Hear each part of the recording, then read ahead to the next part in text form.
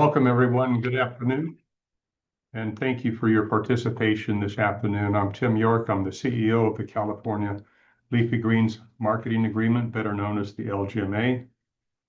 The LGMA was formed in 2007, an industry-led food safety effort with oversight from federal and state regulators. We bring farmers together to make food safety safer. Together with our sister organization in Arizona, we cover over 90% of the lettuce and leafy greens consumed in the United States. Our intent today is to share information about Cyclospora more broadly and then be specific about the mitigation strategies that the LGMAs employ. And with that, let me introduce our speaker today, Dr. Jennifer McEntire.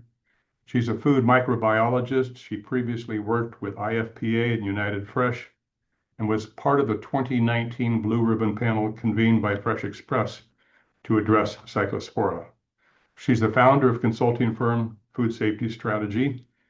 Dr. McEntire will walk us through her presentation, and then we will take questions via the chat. Dr. McEntire, thank you for being here on such short notice. We appreciate your flexibility. The floor is yours. Thank you. Thanks, Tim. I want to thank the California and Arizona LGMAs for having me to talk about this topic, which has been the subject of so much discussion over the past couple of weeks, but really over the past several years. So I have a few slides that I'll go through and share. I would ask that people put questions in that Q&A box. Greg Komar from California LGMA will sort through. We should have plenty of time for questions at the end. So as you think of them, go ahead and stick them in the Q&A box, please. So the bottom line, I think when a crisis like this occurs and there are thousands of cases of illness, the question everyone is asking, understandably, is what do we do? And what can we do to make sure something like this doesn't happen again? What's next? What more do we need to do? And I think we need to pause and look at what we're already doing and question, is that enough? Is following the measures that we have in place today, is that adequate? And my assessment based on the current LGA metrics is that they largely do address cyclospora risks if they're followed, if they're implemented very well. This is based on what we know today, and there's an awful lot that we don't know. So what can be done then? To me, it's three things. Number one is vigilance. So making sure that we are following the steps that we know should be effective. Number two is verification, making sure that people are actually doing what they say they're doing. And that goes through the supply chain. Number three, there are a lot of opportunities to research here to better understand this organism, to see if perhaps there's something we've missed or there are additional mitigations that can be implemented. Let me go through why I think this. What we do know is that this is a people problem. Humans are the host. The issue is human fecal material, raw sewage. That's very clear. But there are a lot of things that we don't know, and a lot of challenges, peculiarities associated with this organism that make it much more difficult than our rank and file pathogenic E. coli, salmonella, listeria, etc. First is that the organism does not grow, and this presents numerous challenges. So temperature, usually we say keep cold things cold. There's the 40 to 140 is the danger zone for bacterial growth. That does not apply to Cyclospora. Cyclospora is not going to grow unless it's in the human, in the host. We don't have a whole lot of research. We don't have much to do research on in terms of Cyclospora having access to the organism because it doesn't grow.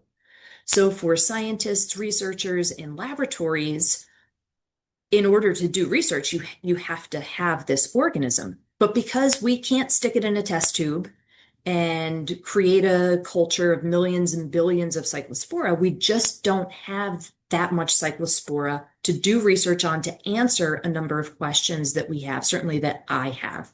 So this inability to grow, it impacts our test methods, our research capabilities. There's a whole slew of things associated with the inability to grow. But I guess it's good that however much we have, that temperature abuse doesn't make things worse here. A really weird thing is that it's not immediately infectious. So it has a human host, it comes out in feces, but unlike many other pathogens, neurovirus, hepatitis A, the salmonellas, the pathogenic E. coli, this is not an issue where somebody was sick, they didn't wash their hands, and that next thing that they touch, if somebody else eats it, that they're going to become sick. It seems that this organism needs some time outside of the host in order to transition, to move through its life cycle and become infectious. This is not to say that hand washing is not important. Hand washing is still very important for all those other pathogens. But for Cyclospora, it's not clear that there's this direct fecal oral route associated with illness. Third thing, very disappointingly, discouragingly, is that the antimicrobials that we use effectively in water, whether it's agricultural water that we're going to be using for irrigation, whether it's processing water that we're using for washing, that the antimicrobials that we use in those water systems don't seem to impact Cyclospora to a large degree.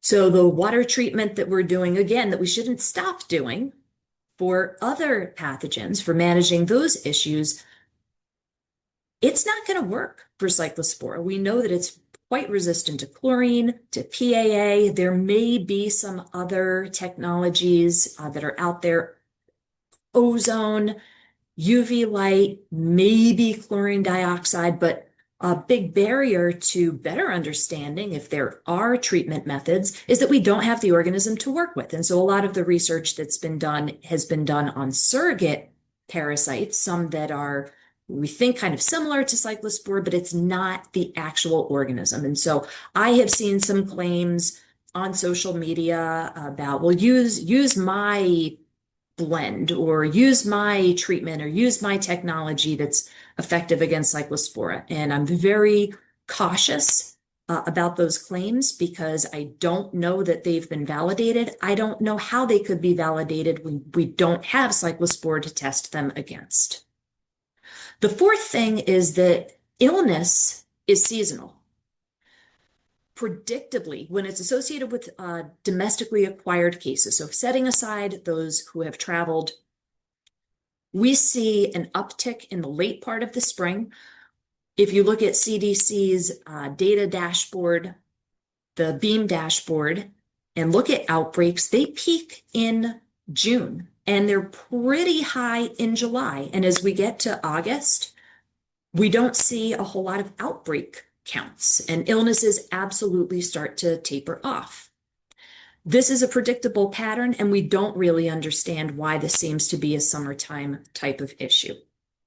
And that's really important to keep in mind as we look at some of the studies on prevalence. And there are several challenges in trying to interpret these prevalence studies. The first is associated with methodology.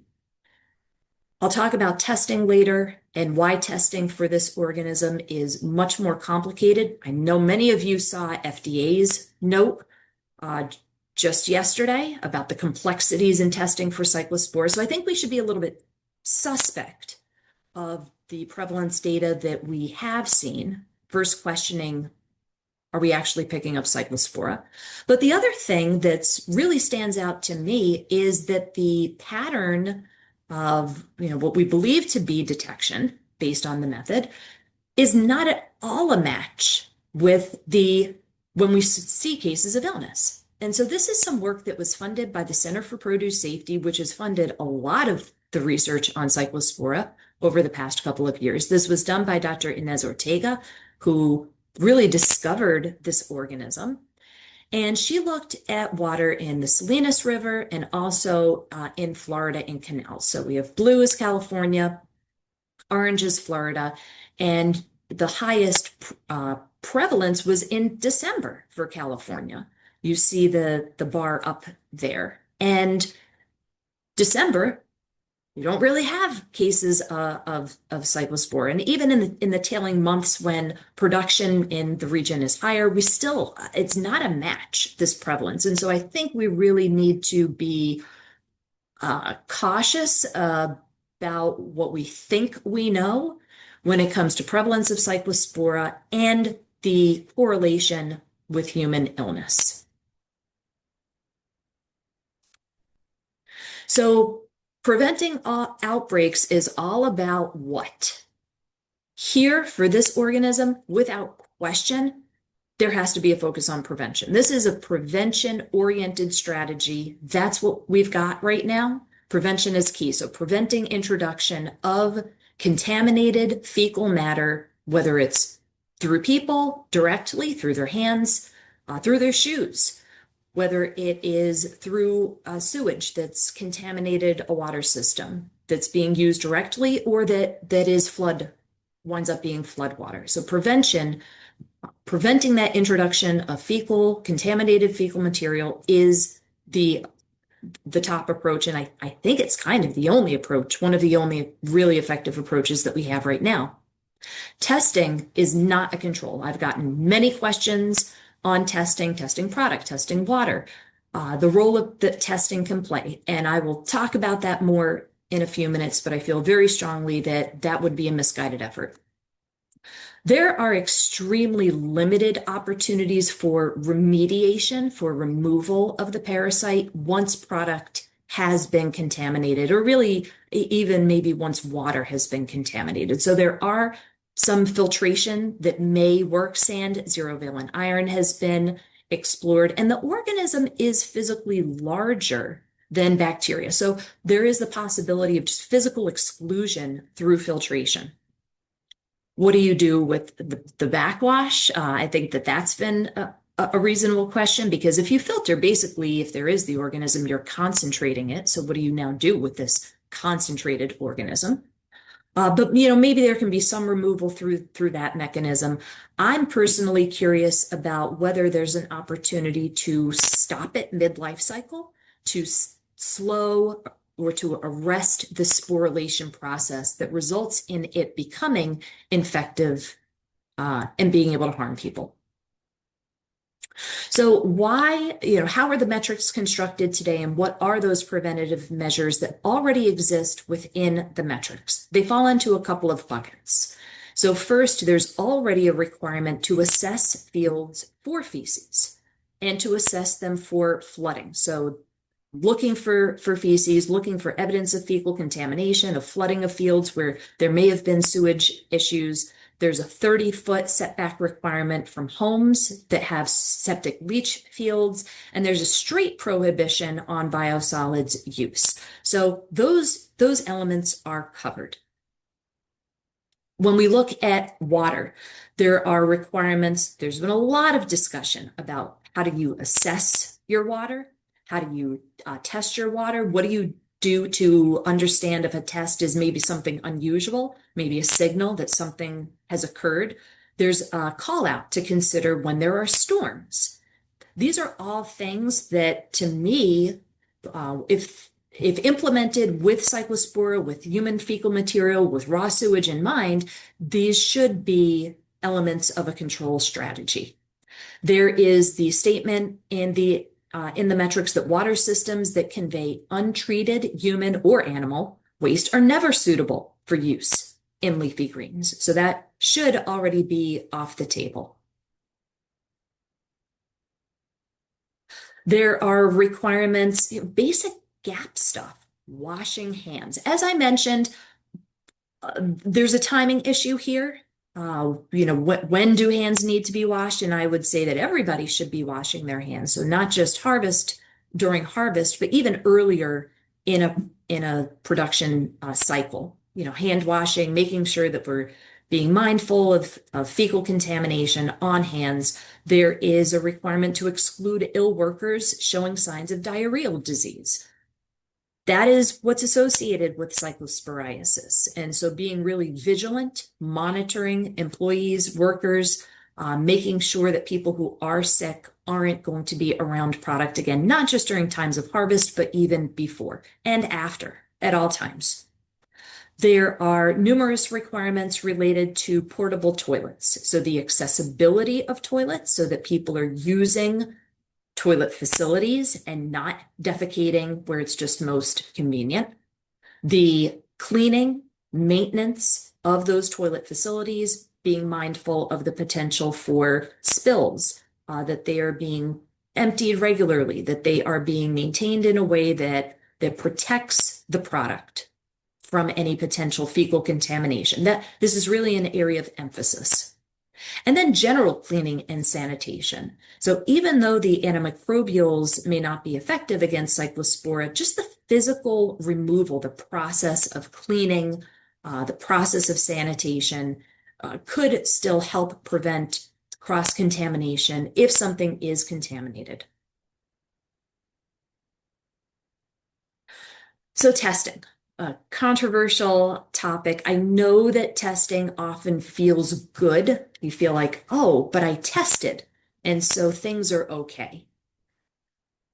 There are many reasons that testing has its limitations. We know a lot of them in terms of just straight statistics, but some of these challenges with testing are really exacerbated for Cyclospora because it won't grow. Today, when we're testing, say we test product and you test 25 grams of product, you know you're looking for a needle in a haystack. If an organism might be there, it might not be there. You test a larger amount, a larger mass, 375 grams, 1,500 grams, it increases your chance that something is there, right? And so normally the first step is an enrichment. So that if there's even one organism in, say, that 1,500 grams, you can grow it up. You have enough organism, you have enough of the genetic material in order to be able to test for it.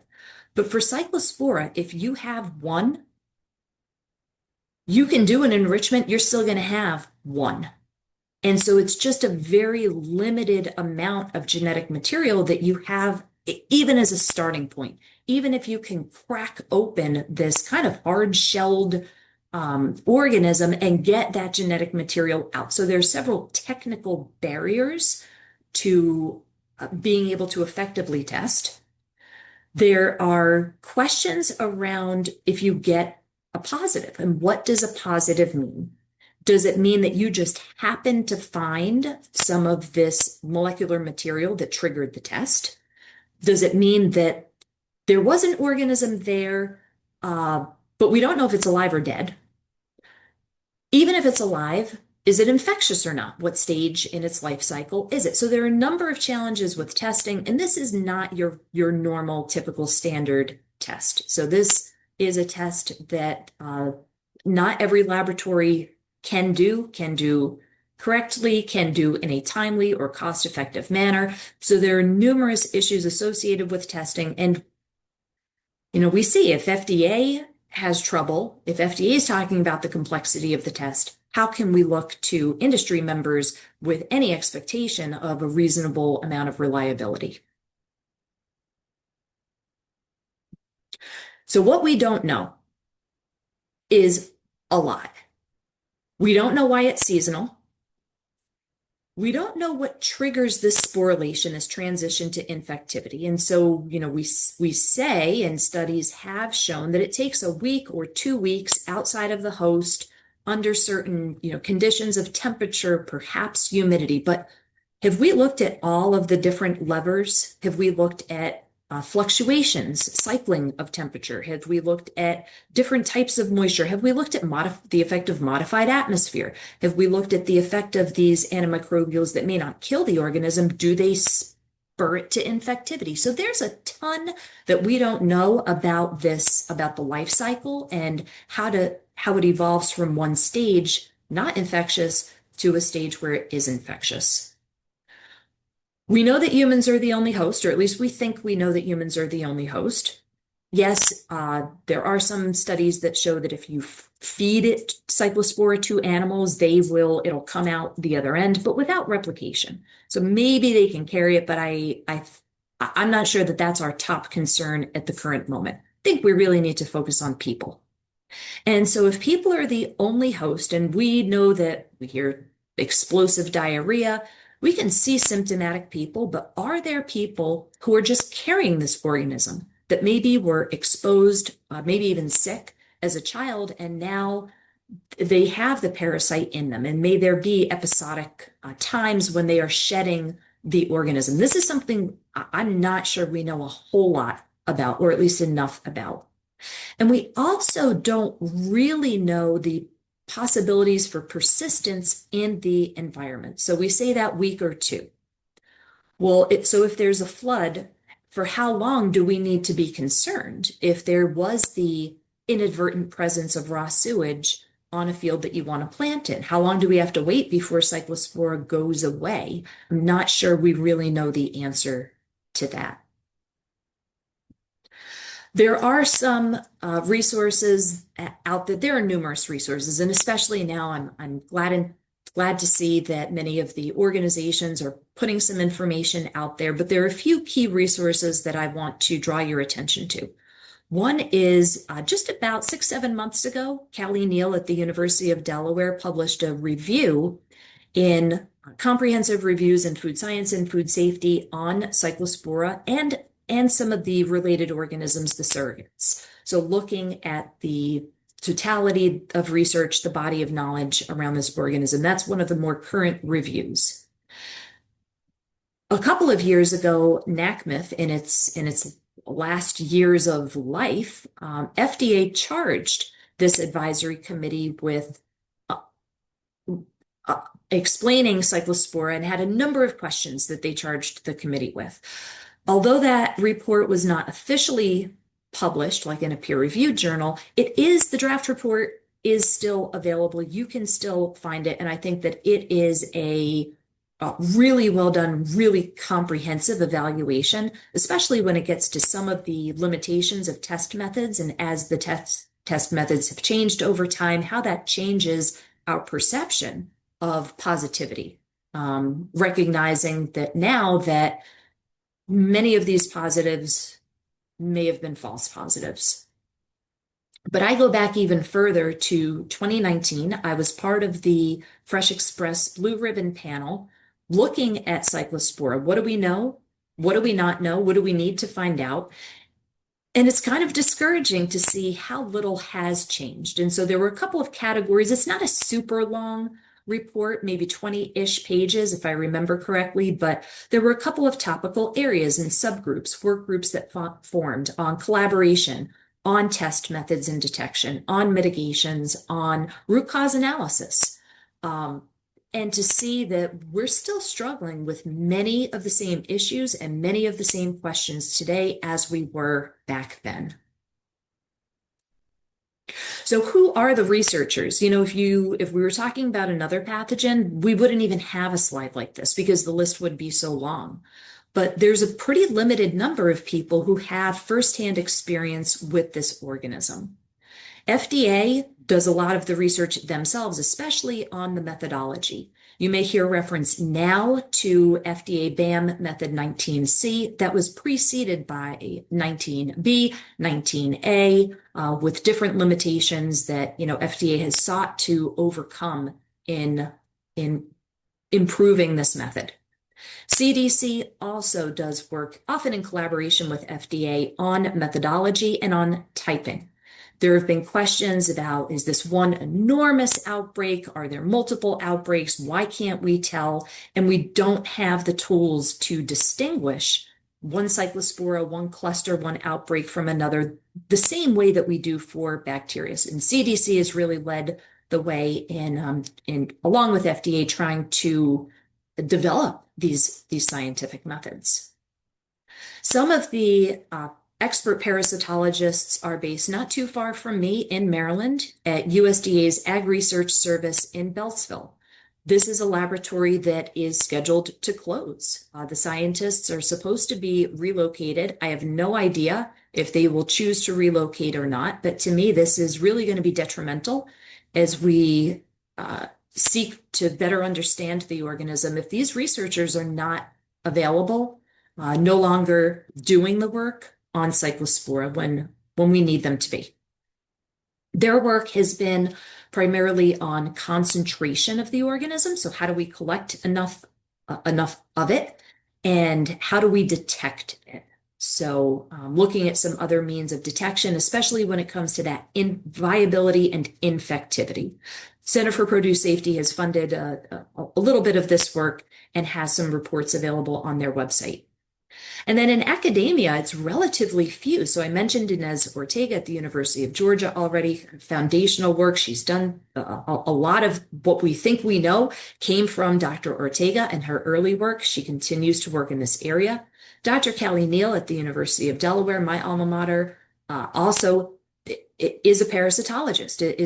Understands protozoa like Cyclospora, has done work, including the zero-valent iron work that I mentioned. There are a couple of others who have been funded by Center for Produce Safety or others on, doing varying degrees of work, but it's really difficult to work on Cyclospora when you don't have Cyclospora. I can't say that enough. So there's a lot more that we don't know. And to me, root cause analysis, really, when there's an outbreak, that helps us understand what we don't know. Because when an outbreak occurs, it really, in my opinion, can only be because of one of three things. It is either a known issue, but the people didn't know, in which case the remedy there is awareness, outreach, education, training, so that the people who are doing the thing know what they should be doing, because the scientific community, the practices are known, just these people didn't know. The rules and metrics may be in place. They don't need adjustment, they need to be implemented. Another is that, again, the issues were known, but the system, for whatever reason, failed. And the remedy there is, maybe it's the process, maybe it's technology, maybe it's time, that people didn't have enough time to do the work that needed really to be done. Maybe it's financial or other resources. Again, what we should have been doing was known within the world of the universe, or the universe of the world, but it just wasn't done because of failure in the system, a failure in the process. And again, the rules, metrics, they may be in place, but they just weren't being executed the way they should have been. It's only this third possibility where I think additional research and then changes to practices are warranted. And that's when we, through root cause analysis, discover something new, something that we didn't know before. And then we have to do some work and figure things out. And once we figure things out, then it's appropriate to make an adjustment to the rules, to the metrics, to recommendations, to industry practices. So my call to action, there are 4 things that I think need to be done right away. First is for growers, and that is adherence to the metrics, especially with Cyclospora in mind. So it's metrics, and produce safety rule obviously is a regulation that has to be followed. But thinking about Cyclospora and thinking about the metrics and the requirements and really internalizing them and adopting them, not just carrying them out on paper and satisfying the checklist, but really thinking about your growing environment, your conditions, what the metrics say, what you have to do, but thinking about how they really apply to this issue of raw sewage and human fecal contamination. The second is on the buyers, and that's verification. For California, Arizona, there are the LGMAs. Are there other questions that should be asked that get kind of specific? As we look at sourcing from other regions, especially if we look at imported products, there's the Foreign Supplier Verification Program. If you're a buyer subject to Foreign Supplier Verification Program, in my experience, most buyers say, oh, give me your third-party audit. Okay, I've satisfied FSVP. Is there a better way to verify that controls are in place through the supply chain that are focused on prevention? The third thing, and there's some time sensitivity around this. It just so happens that right now the Center for Produce Safety is looking for areas to put out in their request for proposals. And so now through July 31st, they are soliciting ideas and they've put out a broad call. Anybody can offer their suggestion to CPS of, hey, I think this would be a good research project. I think this is a topic that CPS should go out to the research community and ask for proposals. I feel it would be a really missed opportunity if the industry, buyers and growers, didn't take advantage of this time to come together and to align on what are the key questions related to Cyclospora that have to be answered that CPS could help fund. So submit them to CPS. For full disclosure, I'll be part of the team helping to write the request for proposals, but that doesn't mean I get to just put down on paper what I want done. CPS wants to hear from everyone on what those priorities are, not just for Cyclospora, but if you have other produce safety priorities, it's all fair game. But I think given the crisis that we face right now, it would be prudent to align on Cyclospora research priorities. And then fourth is learning from that root cause analysis. And again, we have a timeliness issue with CPS. Ideally, we do the root cause analysis first. We'd see where we need more investment. But I think I expect that's going to take just a little bit more time. But we can't lose those lessons. And so my hope is that anything that's uncovered from the outbreaks that have occurred historically, that are occurring this year, that may be occurring right now, that we do learn from these things and identify opportunities for more education, for better implementation, and perhaps for research. So with that, as promised, we've got plenty of time for questions. I've seen some things coming through the chat. So Tim, I will turn it back to you and your team for a discussion. Great. Thank you, Dr. McEntire. Invite my colleagues Greg Komar from California LGMA and Cami Van Horn from Arizona LGMA to join us at this time. The question was asked in the chat, and want to be sure we covered that this presentation has been being recorded. It'll be on a link up on our website. If it's not on the front page, you'll find it in a drop-down box under technical resources. Dr. McEntire, let me start with asking you about what occurred over the weekend. Obviously, extremely disruptive and expensive for the entire supply chain for buyers and the growers and shippers alike. How does a mistake like that happen, and can we expect that is another possibility the next time they say there's a positive? Tim, I think we are all asking this question, right? How could a mistake like this happen? You have to have confidence. We as the industry have to have confidence when we hear something from FDA that information is reliable and that we should take action upon it. And so to have FDA come out in hindsight prematurely before they were able to confirm the result of this test it just creates an enormous amount of chaos. If I try to put myself in their shoes, and I'm not at all making an excuse for this, but they've got to be under intense pressure to do something, right? So the epidemiology was done, the traceback was done, they identified a source, they are stopping product at the border, testing it. These all seem like appropriate things to do, and I can imagine that when they got that initial positive, that they probably got really excited that they had found the smoking gun.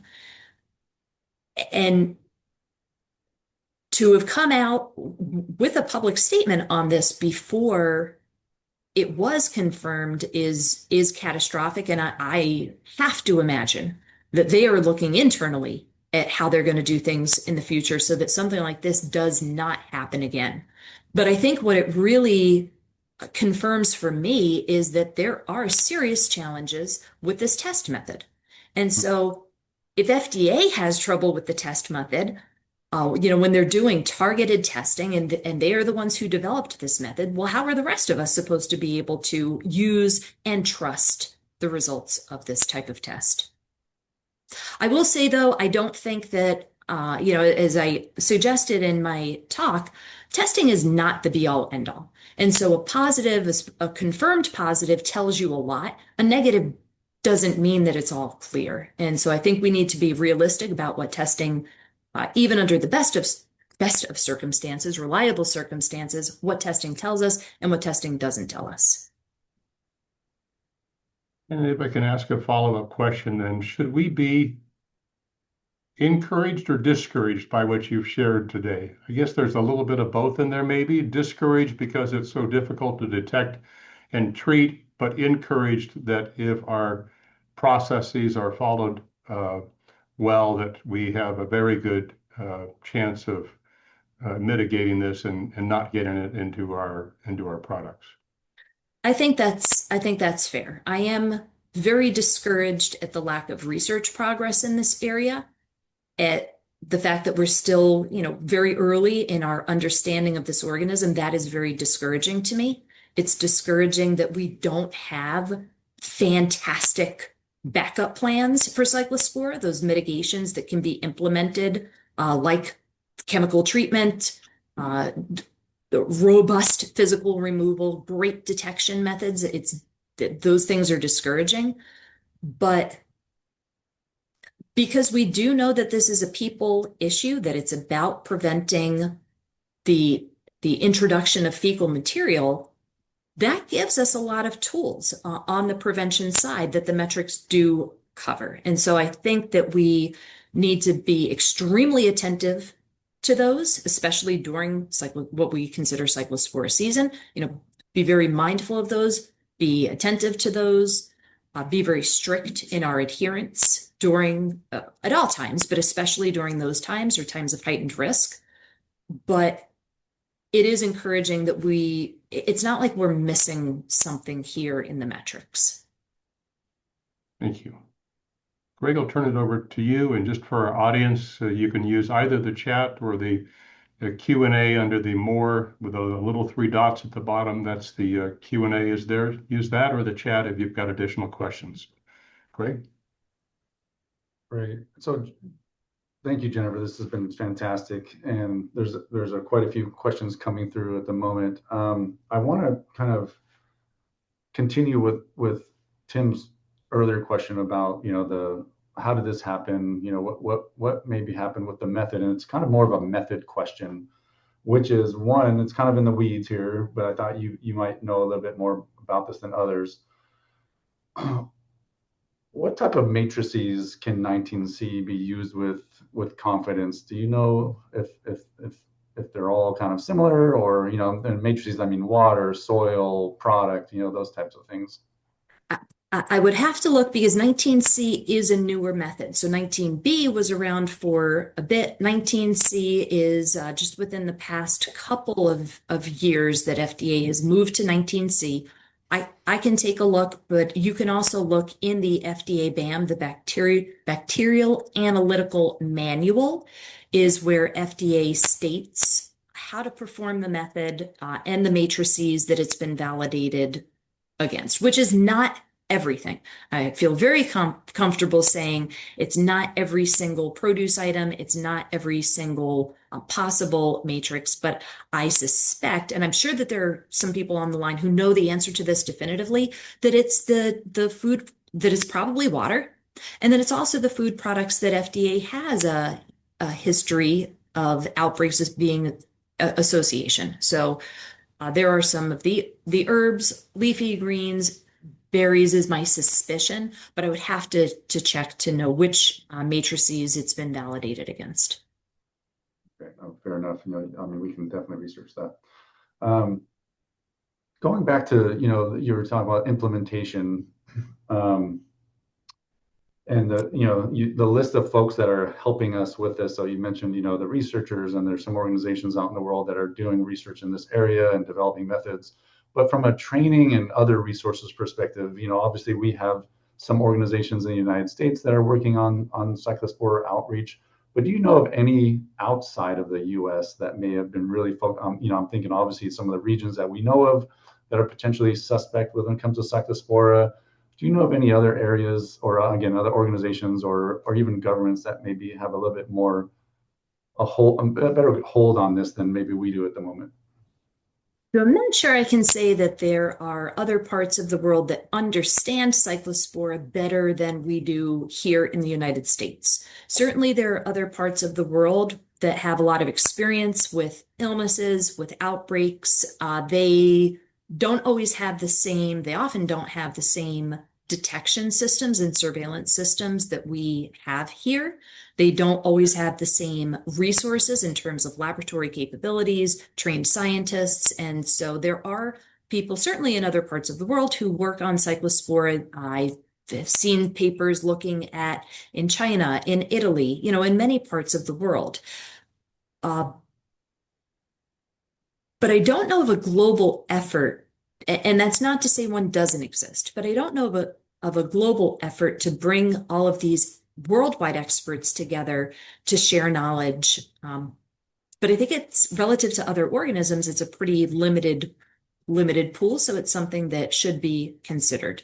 And Greg, I want to note that I saw in the chat something I meant to mention and forgot to mention, which is at the International Association for Food Protection meeting next week in New Orleans, that on that Sunday when the professional development groups get together, one of them is the pre-harvest professional development group, and they've gotten Dr. Inez Ortega to come and give a Cyclospora 101. And again, she's a wealth of information. So for those going to IAFP, that's a great opportunity. And just coincidentally, there are a number of sessions at IAFP on Cyclospora.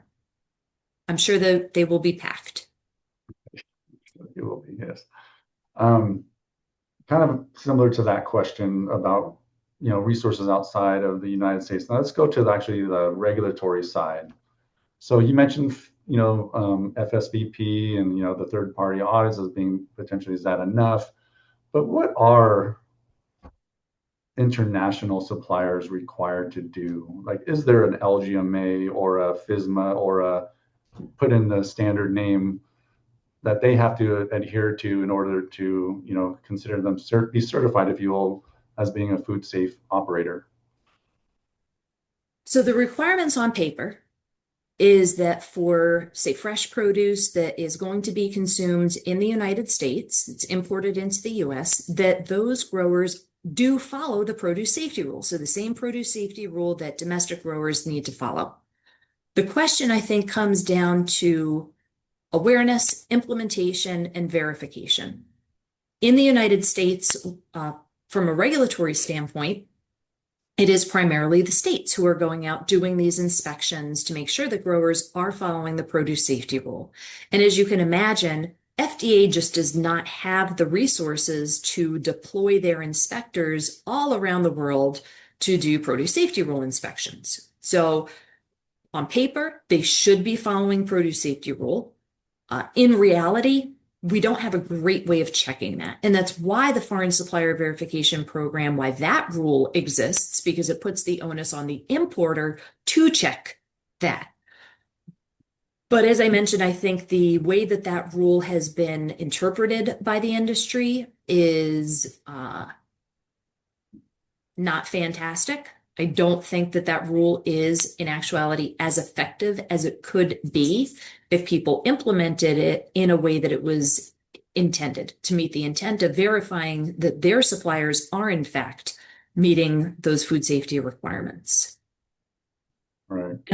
And they may need to meet the requirements in their own country, adhere to their state, federal, their local or federal regulations. But and there may be, I'm not sure about for leafy greens, but for some other food products, there are sort of industry groups in country that also hold their members accountable. But I don't know of anything that's really at the scale of the LGMAs. Okay. No, thank you. Let's now get to some more theoretical questions here. We're going to lean on your expertise, and you've been around a little bit and understand how our industry works. And I guess the let's tackle seasonality real fast. Like, any ideas in your mind about why this potentially is happening? Like, what is it about seasonality?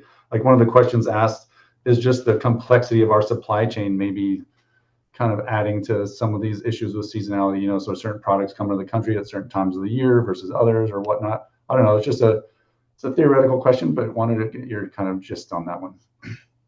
Yeah, it really bothers me because I don't know. And yes, we know that there's seasonality to products in growing regions, but it seems to me that when we look at all the different types of foods that are imported at different times of the year, that I would expect things to be leveled out a little bit more than than they are. And so I'm not convinced that this is a correlation with certain products and with supply chains as much as something else that we just don't understand right now. Right. Okay. Let's get into sanitation a little bit. One of the questions is a very practical question, right? If a operator, whether that's, think of harvest equipment or a production line, gets contaminated with Cyclospora, how would you decontaminate those pieces of equipment? I think we're talking about physical removal. So we shouldn't count on, chemicals disinfecting Cyclospora, but let's look to, wash things away so that the detergents, the scrubbing, um, aiming for that physical removal and doing it in a place where whatever's rinsing off is unlikely to then contact produce that you are going to want to harvest. I read an article, and I can't remember where it was from. I want to say it was either a state or a federal post that said something to the extent that washing Cyclospora kills it. And I think we can say that that's not the case, but I just wanted to kind of pick your brain again about that one. Does soap or detergents, would they maybe, do something to the wall or, somehow destroy that organism? So this may be a little bit of an extrapolation, but when scientists have been researching how can we access the inside of Cyclospora so that we can get at its genetic material, one of the things that seems to be effective is for those of you who've been in microbiology labs who've used something called tween. So it is like a surfactant, a detergent. So it seems that this can, maybe disrupt that outer layer of Cyclospora. So it's possible that some of these detergents could help, although I don't know the duration, the concentrations. I mean, there would be a lot of work to be done before saying affirmatively that yes, detergents will destroy Cyclospora. But as we're looking at the detection methods, there are some similarities just in terms of like the chemistry, the structure, that it's something worth pursuing. Excellent. Sticking on that disruption kind of thought, now let's go to some like physical processes, kill steps, things like that. So composting, we know some of the other inputs that go into agricultural purposes. What do you know about composting? Can the process of composting, a complete composting cycle, potentially disrupt Cyclospora? So we know that cooking kills Cyclospora. So it's that 160-ish degrees, maybe it's 158 degrees for however many seconds that can kill Cyclospora. And composting is, kind of a form of cooking, right? So if you're generating heat, you're generating enough heat, that level of heat for an appropriate duration, I would count that as similar. I would think of that similarly to cooking. It's a thermal process. That's what we're looking for in order to kill the organism. Okay, excellent. And then similarly, then chicken pellets and those other types of inputs go through very intense thermal processes. So likely that would also solve that issue. There's a lot of great questions. They're not all kind of, kind of together. So I'm trying to pick ones that maybe are the more interest to others. So you mentioned earlier, this is a really important question. I think you've answered it potentially, but there aren't that many oocysts to do research on, right? But this is a pretty darn big outbreak or multiple outbreaks that we're dealing with. Could we harvest this outbreak, the patient samples for potential future oocysts?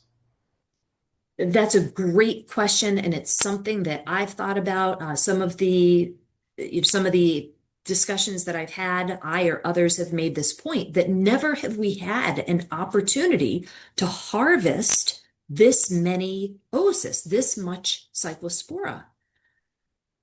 There can be some issues with, HIPAA laws and people giving permission, and also just the resources, like who wants to actually do this work of collecting all this material and sorting through it, right?